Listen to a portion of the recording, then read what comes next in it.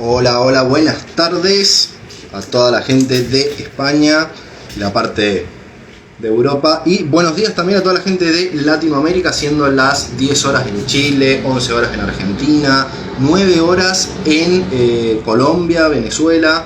Tenemos diferentes cambios de horarios en Latinoamérica, así que buenos días para ellos también. Vamos a empezar con el live de hoy, con Paula Valverde. Dentro de poquito ya se va a estar conectando para poder comenzar con esta semana que va a ser dedicada a la prevención del suicidio. Y como yo bien había publicado y había dicho antes, que el 10 de septiembre sea el Día Internacional para la Prevención del Suicidio, no quiere decir que el 11 o el 12 no lo sea, ¿sí? O sea, el 10 de septiembre tiene que ser el puntapié inicial de todo un año de trabajo hasta el próximo 10 de septiembre para seguir hablando en cuanto a la prevención del suicidio. Vamos a ver si Paula se ha conectado. Un minutito. A transmitir ya con Paula. Vamos. Hola Paula. Hola, buenas, ¿qué tal, Luis? ¿Cómo estamos? Bien. Bueno, vamos a hacer la presentación formal, ¿sí? Para todos aquellos que se empiezan a conectar, para aquellos que nos están empezando a escuchar, ¿sí? Hoy estamos tengo todo anotado acá en la compu para no olvidarme de nada. Si me olvido de algo, vos me interrumpís y me decís, Luis, te olvidaste de esto, ¿sí? Pero estamos con Paula Valverde Fonseca, ¿sí? Lo he dicho bien. Ella es psicóloga general sanitarista, es especialista en trastornos graves mentales y también especialista en suicidio. Autora, no sé cuántos meses ha salido publicado su libro, que es Prevenir el suicidio, una guía para ayudarte a ayudar. Así que bueno, hoy la tenemos invitada a Paula, con quien vamos a comenzar esta semana. ¿Cómo estás, Paula? Buenas tardes aquí en España, buenos días en Latinoamérica. Buenas tardes, buenos días. Bueno, pues lo primero, Luis, agradecerte estar aquí, agradecerte la energía y la iniciativa de hacer estos lives que son tan importantes, pues oye, también para llegar por distintas vías, ¿no? A diferentes personas. Entonces, bueno, pues muy agradecida y muy emocionada de estar aquí. Bien, bueno, buenísimo entonces. Paula, ¿nos querés comentar un poco, o Pau, si le gusta que le digan Pau, perdón si digo Paula, ¿nos querés comentar un poco tu trayectoria profesional, cómo te fuiste formando, tus inicios dentro de lo que es el grado en psicología, o como decimos en Argentina, el inicio en la licenciatura, y cómo fuiste creciendo a nivel profesional, académico, práctico? Te escuchamos. Bueno, pues sabiendo que yo desde bien chiquitilla tenía claro que quería dedicarme a ayudar a la gente, es algo que también comento un poquito en el libro. Me inicié en el grado en psicología, terminé la carrera y yo iba teniendo cada vez más claro que yo me quería dedicar a trastorno mental grave y dentro de los trastornos mentales como que sentía especial ilusión por trabajar con esquizofrenia y con otros trastornos psicóticos, ¿no? Por decir, bueno, esto es también un poco lo más llamativo, lo que más estigma suele tener y esto es un poco lo que yo decía, bueno, pues yo tengo que ir para acá, ¿verdad? A donde más ayuda tiene pinta de que se puede necesitar o yo puedo ofrecer. Acabé la carrera, decidí empezar el PIR en la residencia de psicólogo interno residente, no saqué la plaza, así que dije, bueno, pues oye, visto que esta no es la vía, vamos a buscar una alternativa.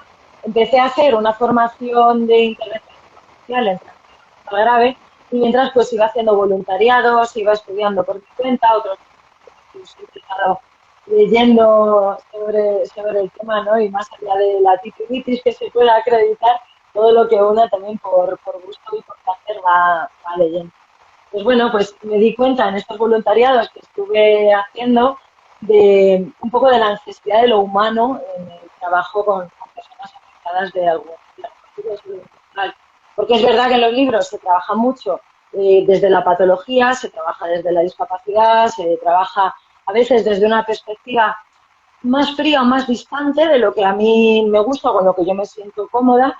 Y yo decía, jolín, pues necesito darle un enfoque mucho más humano, mucho más casi hasta cariñoso, ¿no? Mucho más enfocado en la experiencia emocional y no solamente en los síntomas o en la patología o en la discapacidad, sino también en las capacidades, en el bienestar bienestar, en la salud y en la potencialidad de cada persona. Entonces, bueno, pues es un poco en lo que me he ido enfocando y según he ido trabajando me di cuenta también de que la experiencia suicida es algo que subyace a la mayoría de personas a las que he acompañado y acompaño en su recuperación, ¿no? Que es verdad que es una cosa que nos puede suceder a cualquiera, que cualquiera de nosotros podemos conocer a otra persona, pero bueno, digamos que al ser un factor de riesgo, yo no me veía suficientemente preparada con lo que yo ya sabía de la carrera, del máster universitario o de las formaciones en salud mental. Entonces, eso también es un poquito una cosa que yo me dice que levanto mucho el puño con,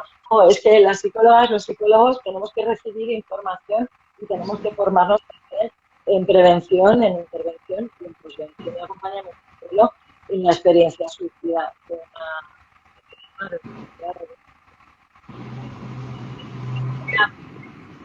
es un poco de lo que ha venido y de lo que vendrá.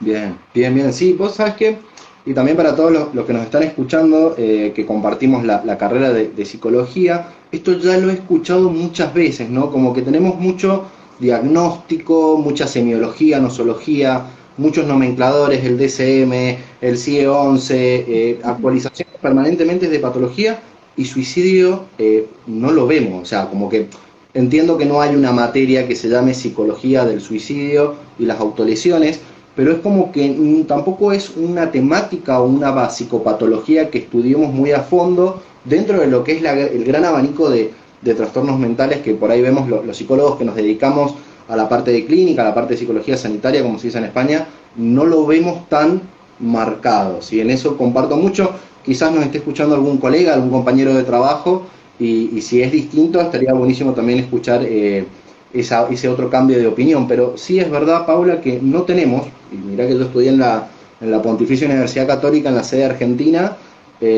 todo lo que fue la licenciatura en psicologías, con una fuerte carga hacia clínica, y no nos dicen nada, ¿no? Y es ahí cuando empezás a trabajar en un hospital, aquellos que trabajamos en hospitales, empezamos a ver los casos en la guardia, las posvenciones, como que los equipos de salud mental cada vez requieren más y más la necesidad de conocimientos en suicidio y muchas veces es como vos decías, o sea, no tenemos una formación, yo no digo una materia específica, o por qué no, sí, en suicidio, ¿sí? Eso es verdad. Y lo comparto. Totalmente. Bien. Yo lo que recuerdo es que simplemente te lo mencionan como factor de riesgo en depresión y otros trastornos mentales. Tú dices, bueno, vale, si yo me encuentro con una persona, estoy atendiendo a alguien con depresión y me dice, hola, mira, estoy deseando suicidarme o estoy pensando en hacerme daño ¿y yo qué hago? Ah, Totalmente. dices, bueno, Sí, sí, sí. ¿qué sabes? Es una de las categorías que tenemos, ¿no? Dentro de cuando leemos depresión, decimos, bueno, es un subtítulo ahí metido y nada más, ¿sí? Y nada más. Y ya Bien, está. bien, bien, bien. Bueno, para preguntarte un poco desde tu experiencia profesional, desde la práctica del día a día, más o menos para vos, ¿sí? ¿Qué es el suicidio? ¿En qué consiste las ideaciones suicidas? Las autolesiones. Yo siempre, desde la página de suicidio se habla, no solamente hablamos del suicidio en sí, sino también que abarcamos la parte de las autolesiones, hoy por hoy de todo tipo. Pero volviendo un poco a la pregunta, ¿qué nos podrías contar, Pau, sobre las señales de alarma, las pautas de alarma, los indicios que una persona o un individuo nos puede dar en relación a esta problemática que nos afecta a todos como sociedad y que no tiene límites geográficos? Nada, ni sociales ni geográficos, es verdad. Yo en el libro, de hecho, empiezo hablando como de que es una.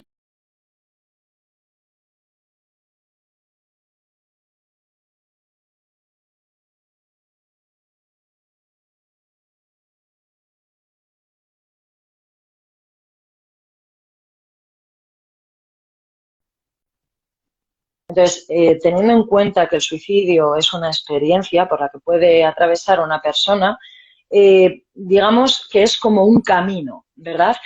Uno no se levanta un buen día y dice, uy, hoy estoy tan mal que pienso en morirme, sino que es algo que comienza muy poquito a poquito, de una manera muy sinuosa y que en todo momento ya no solamente habla de una patología de base, en caso de que la hubiera, o de una serie de síntomas, sino que a menudo el suicidio habla de algo tan humano como es el sufrimiento, ¿no? Cuando una persona se encuentra que sufre, que además está encontrando dificultades para afrontar el día a día o dificultades para resolver esto que le duele y está pudiendo sentir que mi entorno no lo comprende o que he podido intentar hablar con alguien, pero rápido me han dicho, no, hombre, pero ¿cómo piensas eso? O, puf, pero mira, fulanito está peor, piensa en lo que tienes. O dices, bueno, cuando yo me siento invalidada en mi dolor, digamos que ahí es cuando uno puede empezar a sentirse de alguna manera atrapado en el sufrimiento, ¿no? Y uno empieza a quedarse como dándole vueltas de, bueno, y este dolor, este sufrimiento,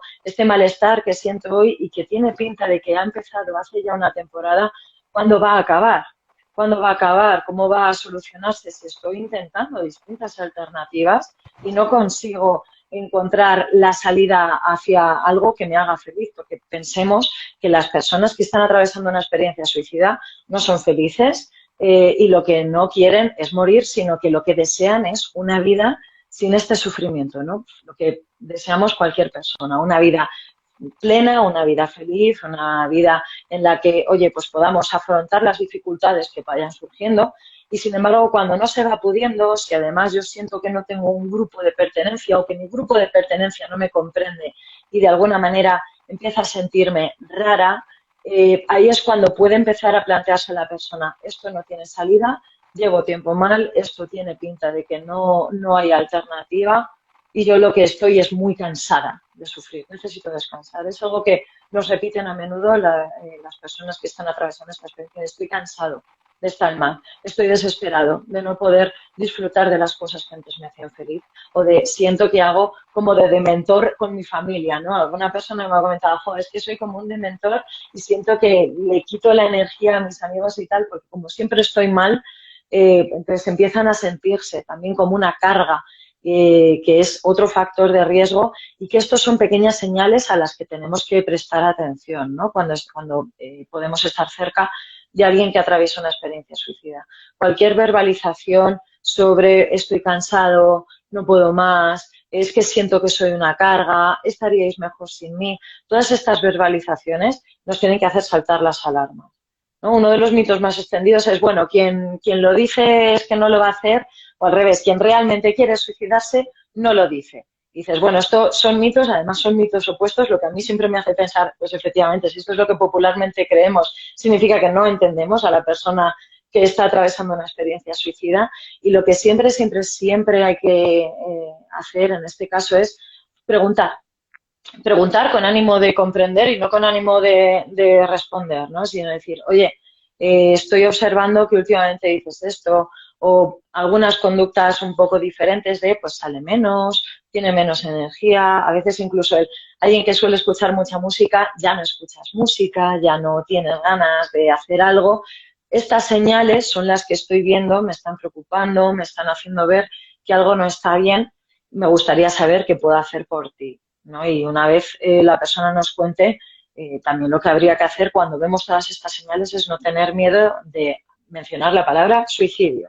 Parece que nos da terror. Uno de los mitos es, si lo menciono, le estoy dando ideas a la persona o parece que le estoy dando ganas, sino que al revés, lo que resulta para quien lo está atravesando esta experiencia, resulta liberador. Y puedes decir, bueno, pues mira, alguien se ha dado cuenta, porque es capaz de ver todas estas señales y muchas otras, se ha dado cuenta y lejos de invisibilizar o invalidar mi dolor, lo reconoce y lo pone en valor, por lo cual puedo hablar de ello sin que otra persona se asuste o se enfade conmigo, ¿verdad? Uh-huh. Bien, bien, sí, sí, comparto totalmente, excelente, excelente, ¿por qué? Porque muchas veces, sí, siempre nos dicen, ¿cómo vas a hablar de suicidio? O ¿cómo le voy a preguntar de forma tan directa, ¿no? A veces uno puede hablar desde la práctica en psicología, pero es liberador cuando vos le preguntás a ese otro o a esa otra persona, ¿y has pensado en suicidarte? ¿O has pensado en quitarte la vida? ¿O se te ha cruzado por ahí? En Argentina yo siempre les digo a los adolescentes, trabajo mucho con población adolescente, le digo, ¿se te ha cruzado algún cable, ¿no? Por el cerebro y has dicho, bueno, termino con mi vida y todo se soluciona? Sí, te dicen, y gracias por preguntarme.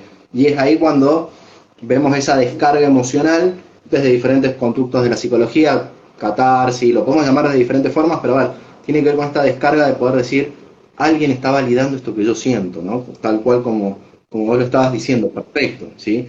Y también remarcar un poco esto, ¿no? Cuando alguien, en pautas de alarma, cuando alguien deja de hacer algo cotidiano, ¿sí? Empieza a dejar de ir a un evento o ya no disfruta tanto de lo que hacía en la cotidianidad de todos los días, esa es una señal de alarma para decir, bueno, ¿qué está pasando acá? Miremos más, abramos los ojos. Perfecto, perfecto, Paula. ¿Te ha pasado de, no sé si quieres agregar algo más sobre Eh, Como ya ha salido sobre la marcha, a mí me gusta mucho hablar del tema. Irá saliendo más temas. Bien, bien, bien, bien, bien. Sobre esto, muchas veces sobre las patologías, algo que a mí mucho me gusta preguntar como psicólogo. ¿Hace falta tener algún diagnóstico en salud mental para tener ideaciones suicidas? No, ni todas las personas que se suicidan o que lo han intentado tienen un diagnóstico, ni todas las personas con un diagnóstico cualquiera de salud mental significa que vayan a atravesar una experiencia suicida. ¿Qué significa? Que sí, tener un trastorno, algunos más que otros, pero tener un diagnóstico de salud mental o un sufrimiento psiquiátrico, que se empieza a hablar de esto, es un factor de riesgo para atravesar una experiencia suicida. Me explico qué son los factores de riesgo. Fácilmente yo suelo explicarlo como que esto es comprar papeletas. Tener un factor de riesgo no implica que vaya a suceder, pero sí que si yo voy comprando muchas papeletas, si yo voy teniendo más factores de riesgo, va a ser más probable que yo, en este caso, desarrolle una experiencia suicida. Entonces, es verdad que es de más riesgo para atravesar una experiencia suicida el tener un trastorno de la personalidad, especialmente si es un trastorno límite de la personalidad. Es mucho más arriesgado cuando hay un diagnóstico de psicosis, cuando hay un diagnóstico del estado de ánimo, cuando hay un diagnóstico de ansiedad. Esto no significa que no pueda prevenir, que también uno de los grandes mitos es que el suicidio no se puede prevenir, no se puede ver venir y por tanto, bueno, esto es una cosa en la que no podemos hacer nada. No. Y yo sé que si hay un sufrimiento psiquiátrico con o sin diagnóstico, ¿vale? Porque no siempre sucede. Si yo sé que hay este sufrimiento, yo puedo empezar a poner en marcha mis estrategias y mis herramientas de ayuda.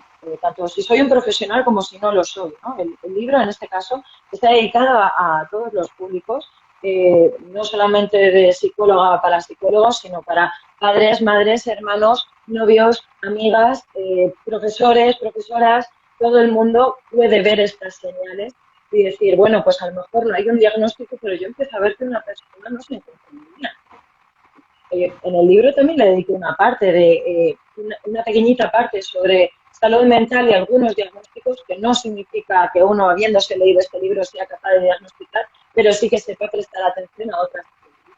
Y en función de ello, pues actuar, ¿no? Y si yo empiezo a ver un sufrimiento, pues esto, de aislamiento, de que cuando sale no está como suele estar siempre, de que no tiene muchas ganas de hablar, a lo mejor en población adolescente o población joven, pues el fracaso escolar o el mal funcionamiento académico o laboral incluso, y el decir, está empezando a fallar o está empezando a tener dificultades con los clientes, con los compañeros, con quien sea, ahí es cuando también uno tiene que poner en sobreaviso, insisto, con y sin diagnóstico, porque no todas las personas que atraviesan una experiencia tienen un diagnóstico.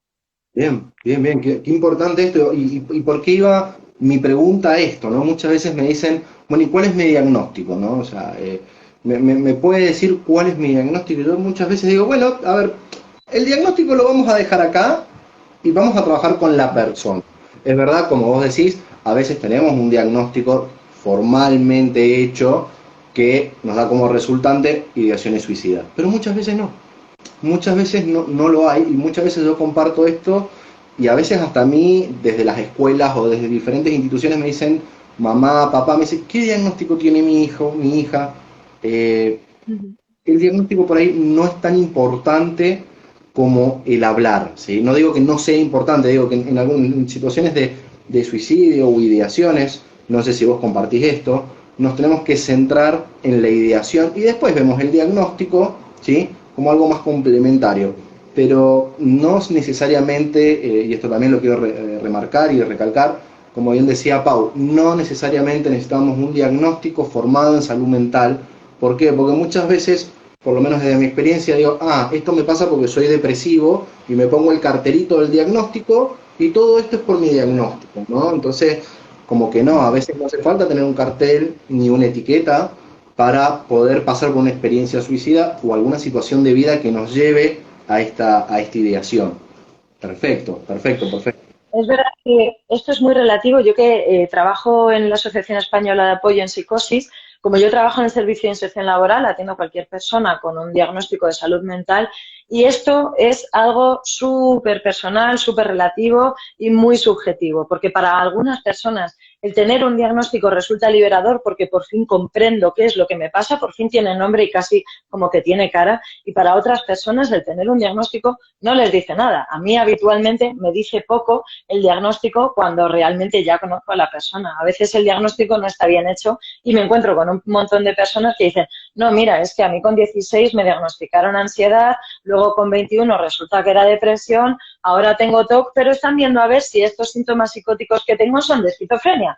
Entonces dices, a ver, también cuidado con los diagnósticos que no siempre son acertados, porque es verdad que la psiquiatría es una ciencia no es que sea subjetiva, pero es muy difícil de medir en función del momento vital de la persona, incluso del carácter de la persona o de las experiencias y su historia, diagnosticar una cosa u otra. Entonces es verdad que por eso los movimientos en primera persona, Orgullo Loco y otros movimientos, Mad in Spain, lo que hablan es de personas psiquiatrizadas, tratamiento psiquiátrico, más allá del síntoma y más allá del diagnóstico. Por eso, una vez más, bueno, pues uno puede atravesar una experiencia suicida independientemente del diagnóstico, si es que lo hay. Bien, bien, bien. Pau, ¿nos querés hablar un poco más o menos, sin contarnos mucho, sin hacernos un spoiler, ¿no? Pero a ver, contarnos un poco sobre tu libro, qué te llevó a escribirlo, por qué lo escribiste, un poco nos comentabas al principio, eh, pero en conciso, bien, ¿sí? ¿Cómo es tu libro? ¿Sí? Pues así como un pequeño preludio de cómo es mi libro, la gente que lo está leyendo y me conoce me dicen, Pau, es como tenerte aquí al lado hablando. Pues a mí me parece muy bonito escribir un libro sobre suicidio de una manera desenfadada, cercana y con humor. Que dices, madre mía, ¿cómo vas a hablar con humor del suicidio? Sí, se puede. Con humor, con respeto y sabiendo con quién, cuándo y cómo. Pero es un libro que efectivamente resulta muy cercano y muy accesible.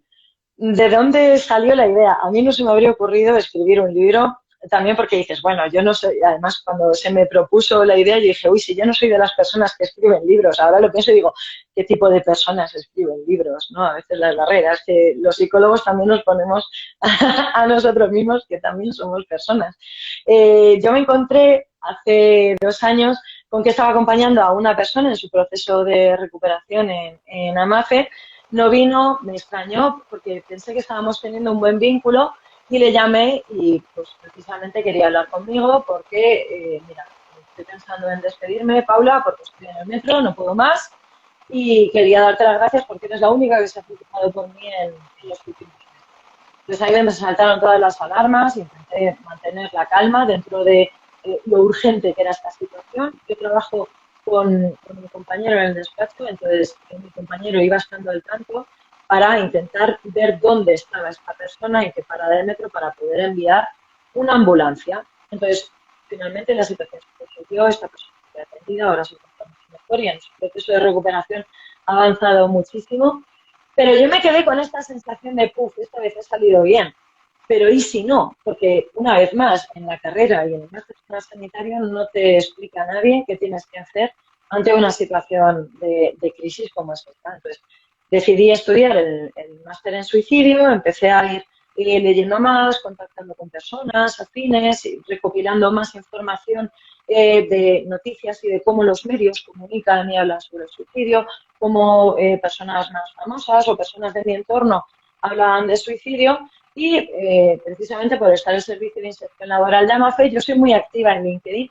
Entonces yo suelo publicar, suelo hacer reflexiones y en una de estas, pues desgraciadamente, Gabriel Chachi, que era un youtuber y streamer muy amigo de Ibai Llanes, Ibai Llanos falleció por suicidio. Ibai hizo un vídeo muy largo alentando a los jóvenes, porque es su público target, sobre hablar de su sufrimiento, de sus preocupaciones, sobre pedir ayuda para que no vuelva a suceder una pérdida como fue la de Gabriel Chatti.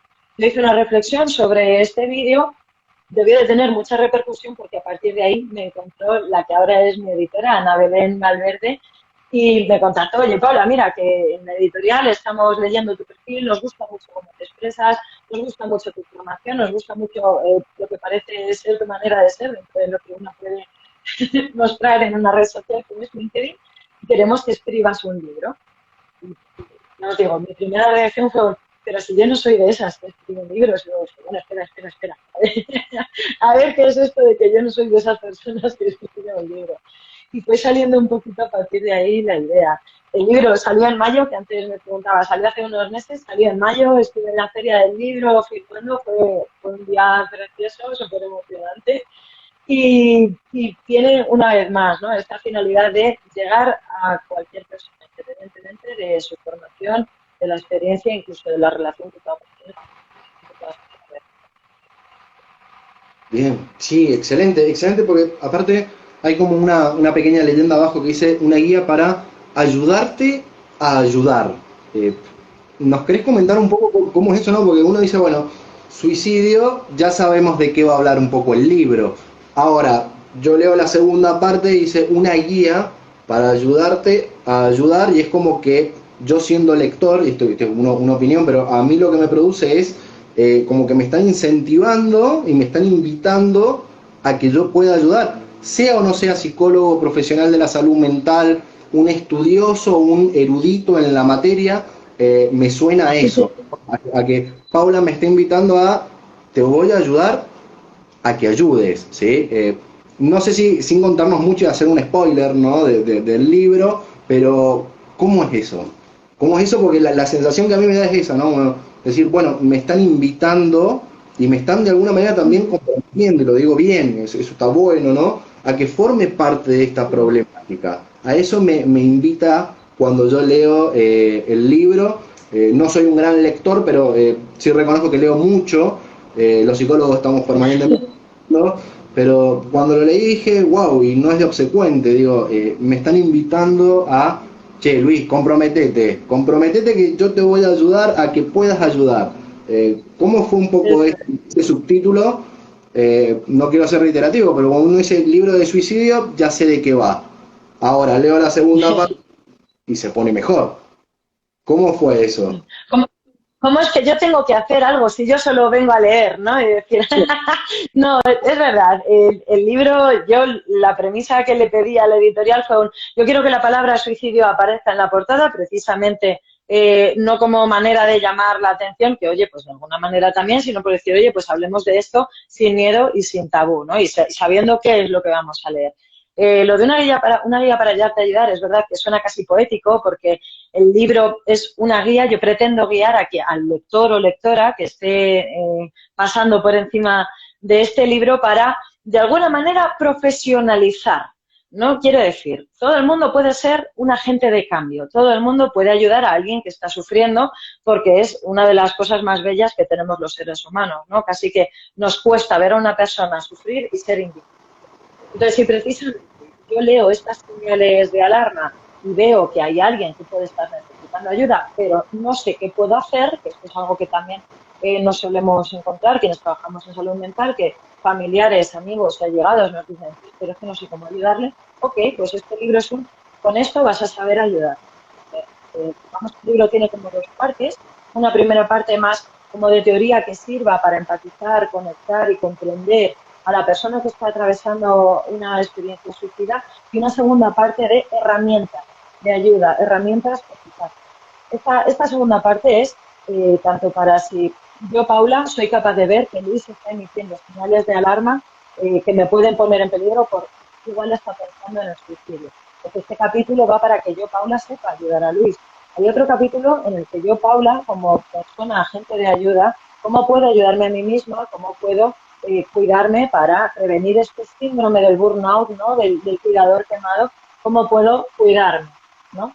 el siguiente capítulo sería para que Luis, que está pensando en el suicidio como alternativa, cómo puede ayudarse a sí mismo, porque una vez más, nosotros en AMAFE y en general en salud mental estamos buscando el empoderamiento de la persona y yo no soy un agente pasivo que recibe ayuda, sino que yo también puedo ayudarme a mí mismo y posteriormente puedo ayudar a otras personas, ¿no? Que ahí están también las figuras de ayuda mutua y todos estos grupos de terapias de multifamiliares o de personas afectadas por la misma situación. Entonces, este capítulo iría para que yo pueda ayudarme a mí misma y un último capítulo en el de cómo acompañar a la familia y allegados de Luis, y finalmente Luis, desgraciadamente, ha fallecido, ¿no? Porque muchas veces nos sucede, pues desgraciadamente nos encontramos con que ha sucedido una pérdida y no sabemos cómo hablar, cómo relacionarnos, cómo ayudar o cómo no hacer daño a alguien que ha sufrido una pérdida tan terrible. Entonces, efectivamente, yo lo que busco es que quien lea esto no cierre el libro y se olvide de él, sino que esto suponga un aprendizaje propio y para su entorno. Y también lo cuento, esto es como sacarse el carnet de conducir, ¿no? Yo cuando me saqué el carnet de conducir no reconocía las señales en la carretera, cuando empecé a verlo y a leerme el libro, te aprendes las señales, empiezas a reconocerlas y a actuar en consecuencia, pues el libro es lo mismo. Aprender a ver y comprender las señales que puede emitir una persona que se puede con una vida y finalmente cómo puedo ayudarla a, pues en este camino que estamos hablando, a retroceder para coger el camino de la recuperación o del.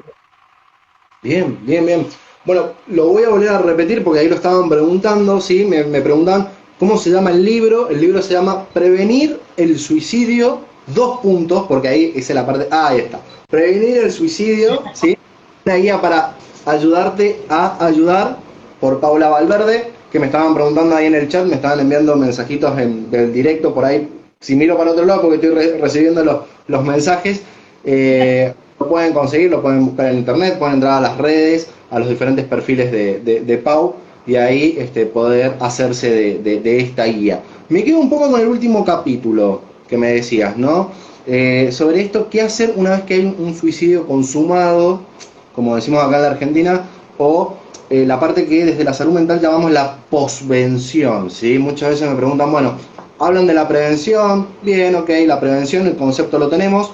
Ahora la posvención, ¿sí? Un concepto de Schaffer, por allá por el 79 más o menos, que empezó a hablar sobre esto de la posvención, ¿no? Todas estas técnicas y herramientas que utilizamos los profesionales de la salud mental para, o mejor dicho, después que hay un suicidio consumado, que es todo el trabajo, hay diferentes investigaciones y estadísticas, no quiero meter la pata, pero cada vez que hay un suicidio consumado se están esperando entre 5 y 6 suicidios más en las guardias de los hospitales, por el impacto que suele tener la noticia. ¿Qué nos podrías decir sobre la posvención? No solamente desde salud mental, nos puedes comentar tu experiencia, pero ¿qué recomendaciones nos podrías dar en la posvención una vez que, como yo siempre digo, cuando a mí me llaman a la guardia en una posvención, ya llego tarde? A ver, ya llegué tarde para esa persona que falleció. Por eso me estoy dedicando quizás hoy más a la parte de la prevención, pero volviendo al tema, para no llegar tarde, ¿sí? O una vez que el equipo de salud llega tarde, nos queda la posvención. ¿Nos querés comentar, Pau, un poco sobre este tema de la posvención una vez que nos encontramos con estas noticias? Pues la posvención es una de las partes claves para el trabajo en salud mental y en este caso en suicidio. El prólogo del libro me lo escribió con muchísimo cariño Carlos Soto Madrigal, que es superviviente del suicidio de su hija, por lo cual él mismo sabe mucho sobre lo que es el acompañamiento en el duelo tras una pérdida tan terrible y destructiva como es perder, en este caso, a una hija, perder a un amigo, un familiar, un compañero de trabajo por suicidio. ¿Qué pasa? Que si habitualmente es difícil acompañar en pérdidas, en duelos, por otro tipo de complicaciones, cuando hablamos de suicidio que per se ya tiene un tabú, un estigma, una sombra que parece que lo persigue, es necesario acompañar a estas personas que están aprendiendo a vivir con la pérdida, ¿no? Y de ahí el nombre de supervivientes. ¿Yo cómo puedo acompañar a un padre que ha perdido a su única hija por suicidio? ¿Cómo puedo acompañar a una esposa? ¿Cómo puedo acompañar a un hijo? ¿Cómo puedo acompañar a cualquier persona que pueda estar sufriendo una pérdida. Sepamos que estas personas que han sufrido una pérdida por suicidio tienen un factor de riesgo, sufrir una pérdida de este tipo es un factor de riesgo para atravesar una experiencia suicida, y así nos lo cuentan muchas veces los supervivientes. He perdido a mi madre, he perdido a mi hijo, he perdido a mi marido, y la vida ya no tiene sentido. Entonces, llegamos tarde para esta persona que desgraciadamente ha fallecido, pero tenemos que intervenir, tenemos que ayudar lo antes posible a estas personas para que no sean las pérdidas que tengamos que lamentar. Entonces, es verdad que el sistema sanitario, o en general, contemplamos la prevención o la intervención, pero y con los que se quedan aquí después, sí, porque además se ha producido una pérdida, pero afecta, se supone que de media a 6 personas, yo creo que afecta a muchísimas más, en función de cómo fuera la red de apoyo, la red social de esta persona, pero afecta efectivamente a compañeros de trabajo, a familiares, a compañeros de clase, afecta a mucha gente más directa o más indirectamente, porque cómo se va a quedar, decíamos, cómo se va a quedar alguien indiferente ante un sufrimiento tal, ¿no? Entonces, ¿y cómo se puede quedar una persona que después de sufrir esta pérdida tiene que volver a su casa y tiene que ver su habitación vacía, o tiene que ver su mesa vacía, tiene que ver sus pertenencias y tiene que aprender a reubicar en su vida a esta persona, ¿no? La persona que está atravesando un duelo no tiene que olvidar, ni muchísimo menos, a la persona que ha perdido, sino que tiene que recolocarla, tiene que reubicarla en un lugar de su corazón en la que pueda seguir viviendo con esta pérdida. Pues sucede que no suele emplearse medios humanos o económicos para atender a las personas que sobreviven a una pérdida, y son tan necesarias como las herramientas de prevención, tanto por profesionales como por no profesionales. Sucedió que mientras yo estaba escribiendo el libro, la mejor amiga de mi suegra perdió a su hijo por suicidio, y mi suegra estaba destrozada. Entonces, mi suegra me decía, ¿cómo puedo ayudar a mi amiga? ¿Pero cómo la voy a consolar? ¿Pero cómo voy a ayudarla? Si ha perdido a su hijo en estas condiciones. Y, bueno, pues, entiendo lo devastador y lo doloroso y la situación que a uno lo deja, pero ¿qué voy a hacer yo ante esto tan grande, ¿no? Una tarea tan titánica como es acompañar a alguien que ha perdido a un familiar por suicidio. Y pues, bueno, pues,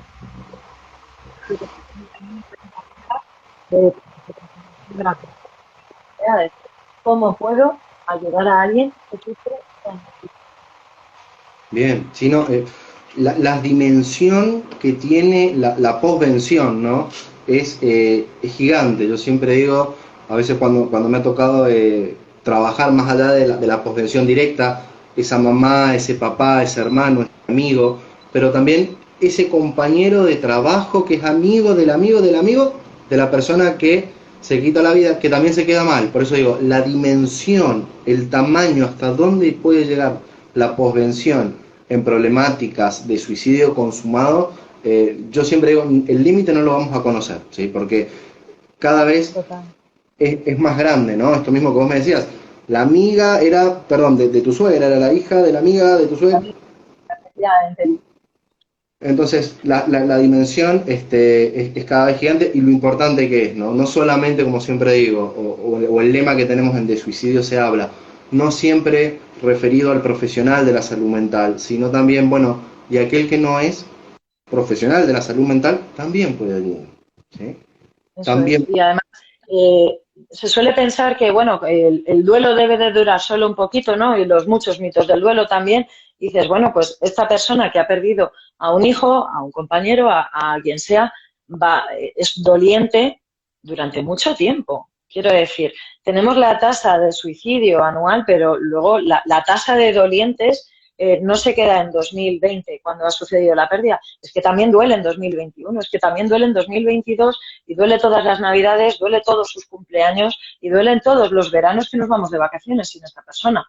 Entonces, es un dolor al que hay que acompañar durante mucho tiempo, no solamente en los primeros tiempos de que ha sucedido la pérdida, ¿no? O si no ha sucedido la pérdida también. Si resulta que el hijo de mi amiga tiene un sufrimiento tal que se tira pues mucho tiempo con síntomas del diagnóstico que sea, yo cómo acompaño a esta madre que debe de estar agotada también de cuidar, ¿no? Este síndrome del cuidador quemado del que hablábamos.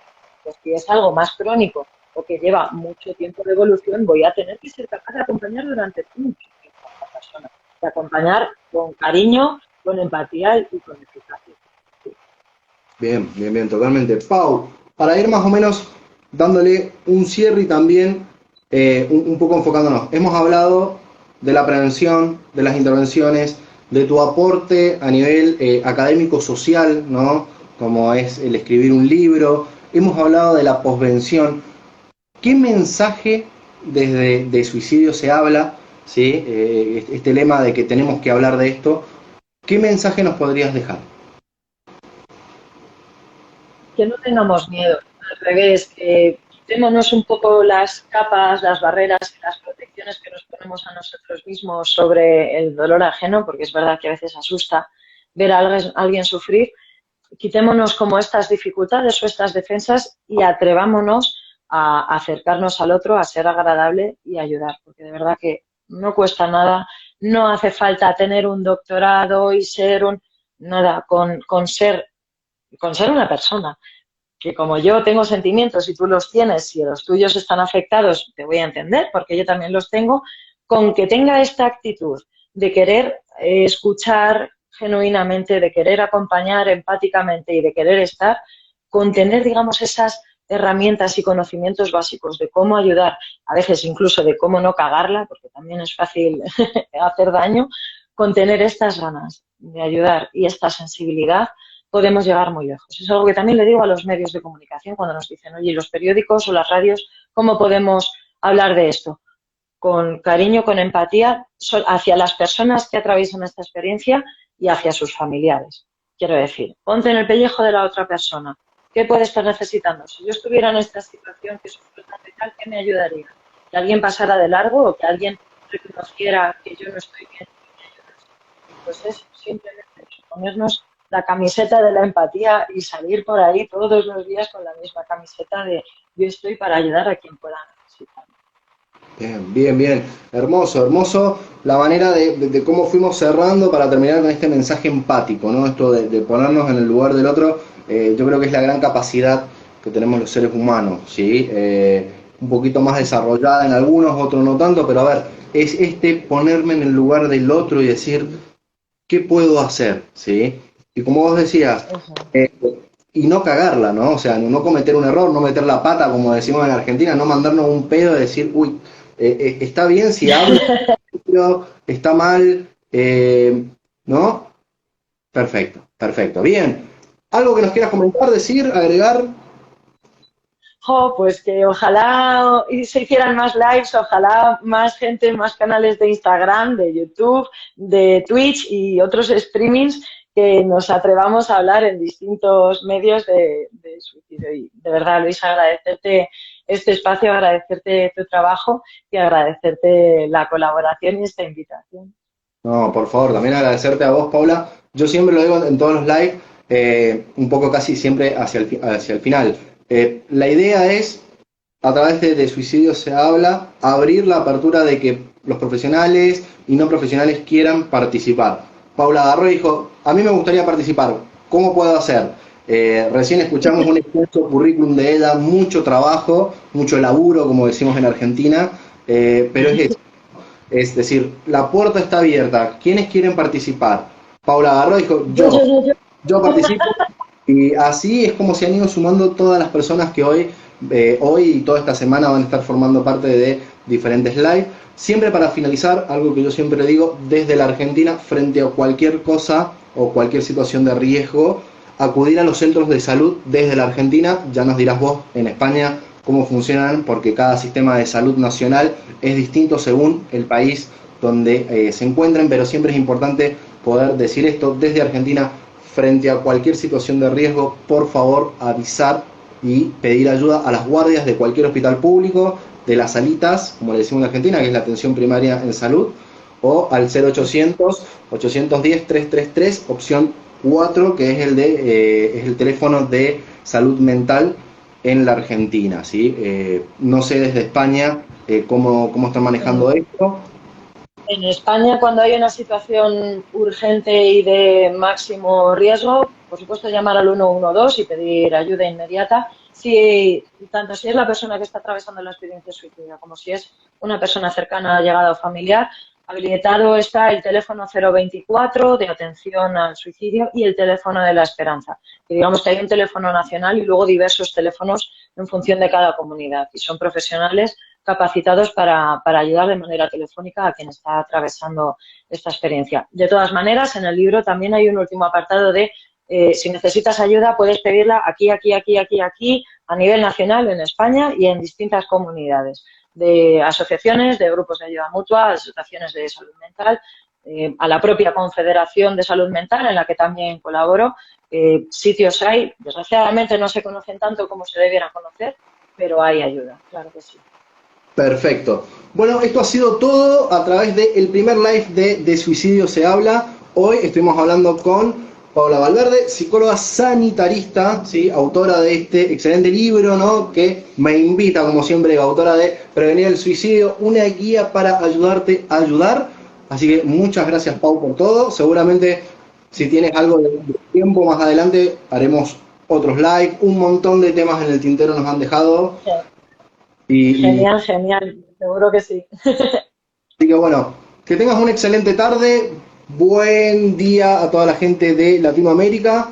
Vamos a levantar todas, pero todas las preguntas para después ir respondiéndolas en diferentes lives. Así que bueno, muchas gracias a toda la gente que se conectó, a toda la gente que me dijo, Luis, por favor, después envíame la grabación o baja el video, no te olvides de bajarlo, ¿sí?